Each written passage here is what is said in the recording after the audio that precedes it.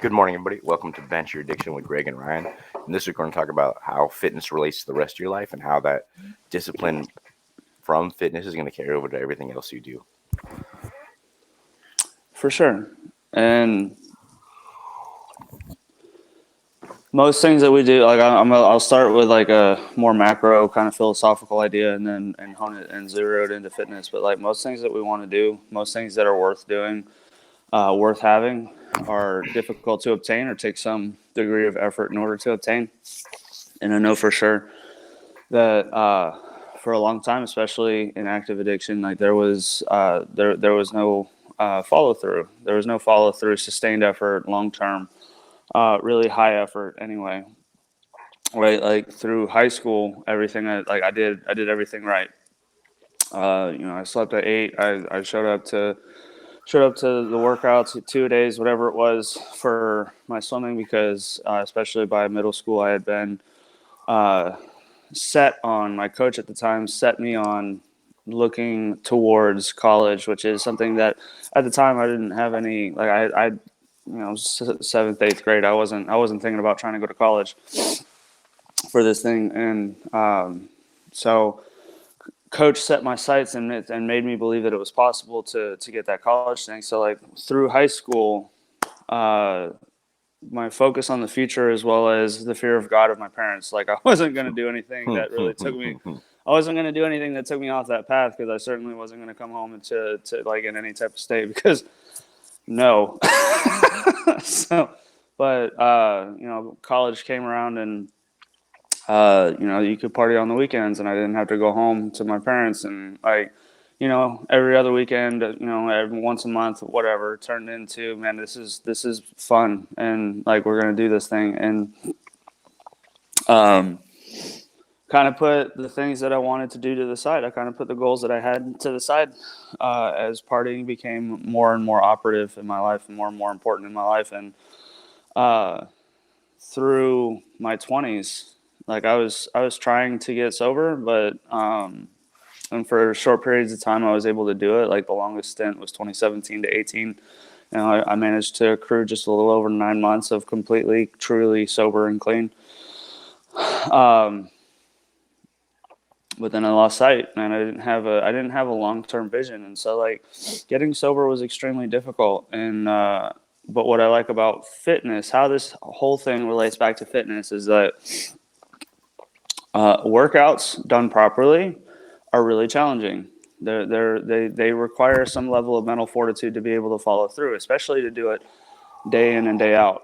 Like if you like, this is why people who have that New Year's resolution mindset kind of don't make it, because they think it's going to be like this bottle rocket experience of and fireworks, and then they got the thing, but it's really not that at all. And so being able to endure something challenging, potentially monotonous, and you have to drudge yourself through some of these workouts, time in and time out, over and over and over again, it builds character. It builds character for sure. And needing to have, like, tying into the point that I'd started off with, like when I was in middle school, I hadn't thought about college.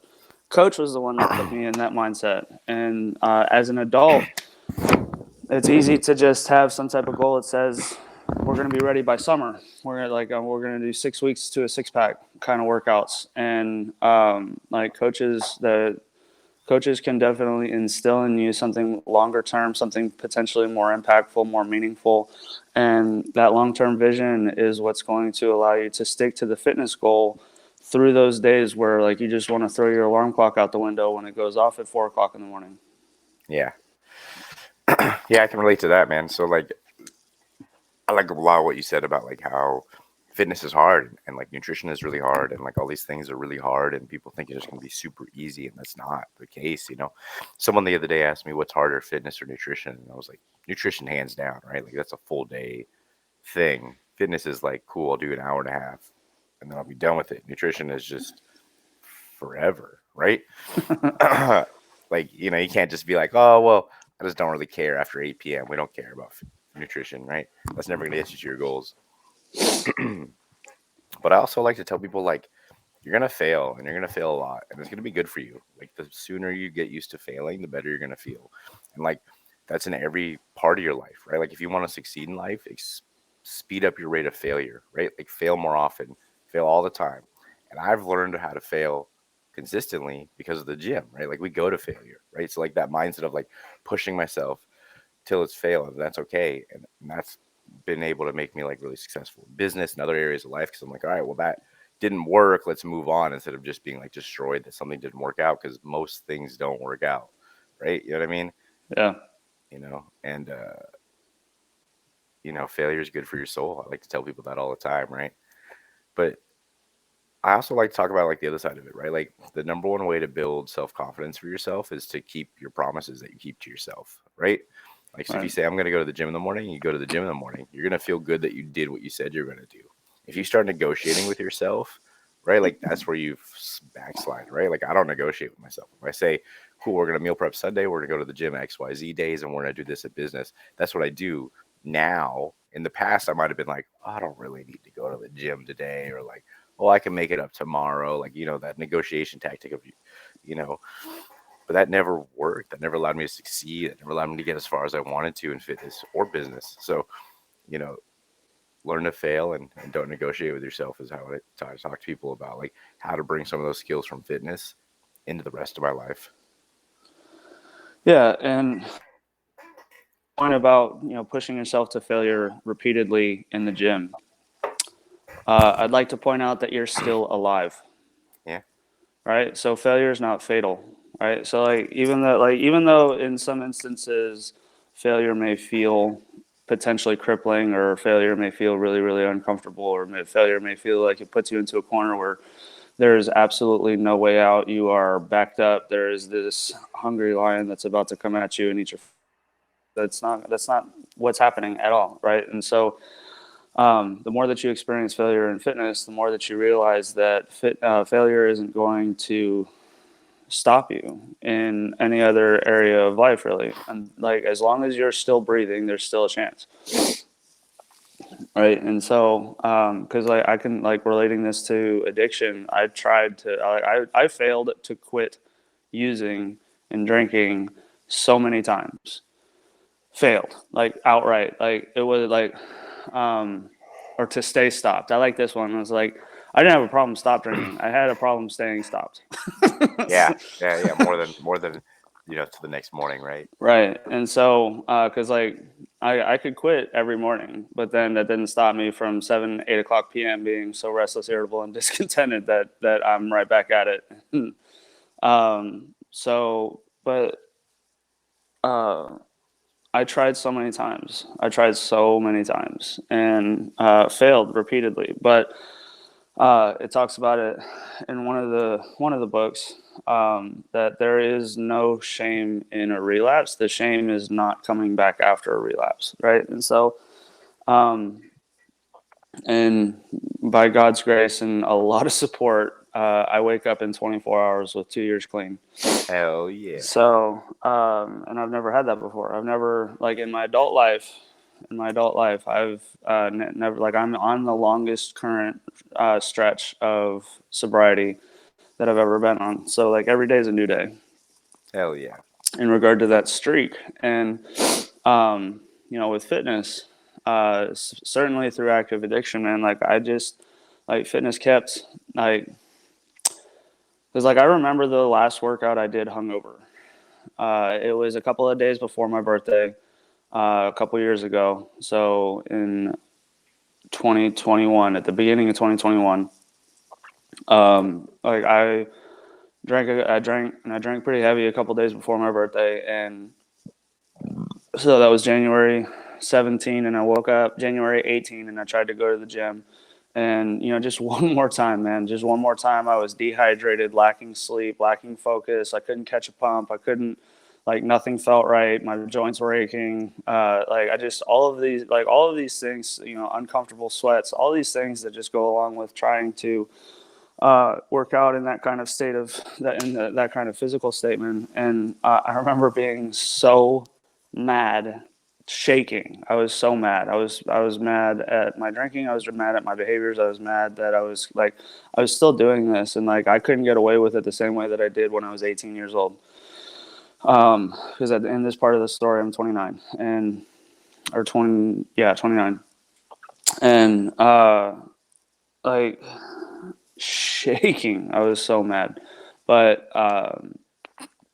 that was the last day that I drank alcohol, and like I continued to stay in the gym through all of it. I continued to stay in the gym, and I continued to stay like share this story when I first started, and yeah, when I Yeah. first started lifting weights, I was lifting with guys at 18 years old. Nobody cares about a warm up, so like I was lifting with guys that could Yep. just walk into a bench press and load up 225 and bang out 15-ish easy reps.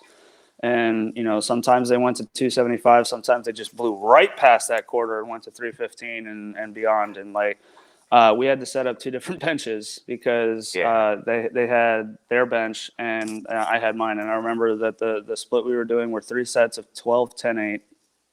And I couldn't do that without help with 95 pounds. I could hit like I might have been able to hit 12, but I was failing in the second set, and I was certainly failing by the third set. And like I'm looking at this other bench that has 3 wheels on it, and I've got mine with my 2 little baby quarters on it, and Yeah. I can't. I'm struggling with it, man. That was 18 years old, and earlier this year, like right around my strongman competition, I was on a multiple way call with some college friends, the guys that I was lifting with when I first started lifting, and they were just curious, and like we started talking a little bit of gym, and they asked me about my deadlift, they asked me about my squat, they asked me, and as I shared the numbers, my maxes with them, I've surpassed every single one of them Yeah. in every lift except bench press. I've never been a huge bench presser, but to my defense, I don't do bench press too much. I do overhead press because I'm a Yeah. strongman. I don't do a whole lot of. It's important, but I'm not a huge fan of barbell bench and the way it makes my elbows and shoulders feel. So like I'll do Yeah. dumbbell Right in bench. here. Yeah, so I'll Yeah. do dumbbell bench, but I don't mess around with barbell. Like y'all can have that. But the only reason that I can sit here and say that is because I was consistent through all of those workouts that I didn't want to do, all of those workouts that I didn't feel great, but I did it anyway. I was consistent. Yeah, man. Consistency is key. Like, so that's how it shows up the rest of your life too. Like, fitness really teaches you how to be consistent and how the long game really matters and what that looks like, right? You know what I mean? Like, I run into friends who are like, "You don't even look like the same person. What happened?" I was like, "I lifted weights, tracking my food, right?" And they're like, "What?" I was like, "It's been 7 years since I've seen you." And they're like, "Oh, but you still look great." I'm like, "It's still been 7 years, man. I don't know what to tell you, you know?" You know what I mean? And so it's just like hardcore consistency forever, right? And like, I've had the flip side of it too. Like, oh, you could take a break right now. Now that you're done with the season, you could take a break. We can go out to eat, right? I was like, no, like I'm Right, still not there, man. Like it's still consistency through the rest of the year. Like I might go out to eat in a month or two, but like, you know what I mean? Like right, it's still on track, right? Like just because I'm done with my season doesn't mean I'm gonna like, oh, cool, give it up, right? Which one of my competitor friends didn't hear. He put on like 20 pounds. I was like, brutal, bro. Like brutal. You know what I mean? Coming off a cut. You know what I mean? Like you yeah, you talked about that story last week. You know what I mean? yeah, Yeah. Um, but yeah, so like it's just about being consistent, and consistency shows up in the rest of your life. And like I really like all the skills you learn, all the soft skills you learn from fitness. Like once you get consistent at it, once you get, you know where your end goals are and how hard you can push and like what you can do with yourself and your body and how reliable you can be with your own word. And that's like really what carries through the best for me for when you're talking about fitness and skills like that, right? And I always like to bring it back to like the fact that I have my son now. So he sees me be consistent and he sees me do the things and he sees me like put in the hard work and like that shit to show him. And I had this funny story the other day where I was like, "You're getting really big, man. I'm not gonna be able to pick you up soon." And he just stopped me and he was like, "No, no, no, no, no. You're gonna go to the gym and get more muscles and keep picking me up." And I was like, "All right, like you know what I mean." He understands. He's like, "No, man, you got to keep going to the gym, bro." He's 6. He's like, "No, wow, I got your number." I was like, "All right, man. All right, man. I get that." Um, Yeah, man. I really love like everything fitness teaches me as a person, right? It lets me show up as a better person, as a better business owner, as a better husband, right? As a better father, right? As a better member of my community. I'm able to do all these things because I go to the gym, right? And like people are like, oh, you just like, some people are like, oh, you're just meatheads go to the gym. I'm like, nah, man, some of the smartest, most dedicated people I know go to the gym. Especially if you start going at like 4:35 a.m. Everybody who goes there, super dedicated people in every area of their life. Yeah, man. Dedication, consistency, and commitment. Like like the way that you talked about what I thought about when you shared that brief story about you're in your off season, right? You can take a break. You Mhm. can we can go out to eat. And it's just like I love it when and I used to have this mindset, which is why I can kind of chuckle at it. Is it's like, oh, you've been sober for a while. You can have a beer, can't you? Mhm. Mhm. Mhm. Same thing. Yeah, I mean, yeah, you've been hella consistent, man. You got 10 years, Ryan. Like, why don't we go out for this Friday night? And it's like that's not how that works because like as soon as the cycle has started, man, that like there ain't no stopping that train. None of that. So like and it's usually the like the smallest little thing. I'll say this story and I'll wrap because but Yeah, yeah, I know you're in a rush today. Yeah. there's a coach that I had a few years ago, and he is a professional bodybuilder. He finished top three at the Olympia, was the highest placing Ooh. finish that he ever finished, and he was sharing a story on a podcast, and he was talking about you stay on top, you stay on point, but you go to work and somebody's brought in sweets or whatever, and you're like, ooh, somebody brought donuts today. I could have a donut. Nobody would know. I would know. I would know. I would know if I did that, right? And so, like, integrity to yourself above all, because if you like, because I know for sure, and I've heard you say this and others, but if you want self-esteem, do esteemable acts, and you can't be trying like live the life that you say you live when no one's watching, and you'll feel good about yourself. Yeah, it's 100% it, man. You know what I mean? And I think we'll wrap on that, and we'll talk more about that next week, right? Live life even when nobody's looking, and that's what we'll come back to. All right, man. Have a great day. Thanks for hopping on today, and I'll see you all next week. For sure.